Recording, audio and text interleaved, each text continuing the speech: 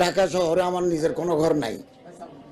চট্টগ্রাম শহরে আজকে কয় বছর, একেবারে অনার্স পড়ার সময় থেকে অনেক বছর না, সারা জীবনটাই তো চট্টগ্রাম শহরে।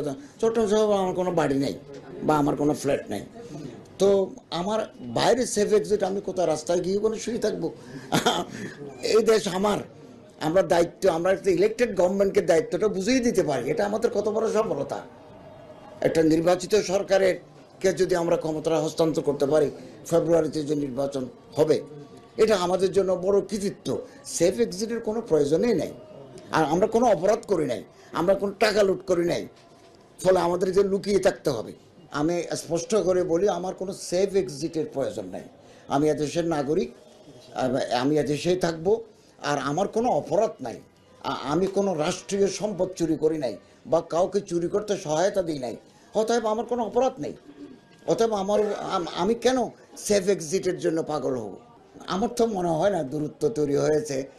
রাজনীতির কারণে অনেকে অনেক কথা বলেন, সবগুলো কিন্তু আর 100 ভাগ নিক্তিতে মাপা যায় না।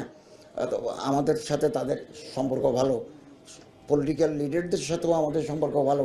প্রত্যেকের সাথে আমরা সুসম্পর্ক বহাল রাখার চেষ্টা করি।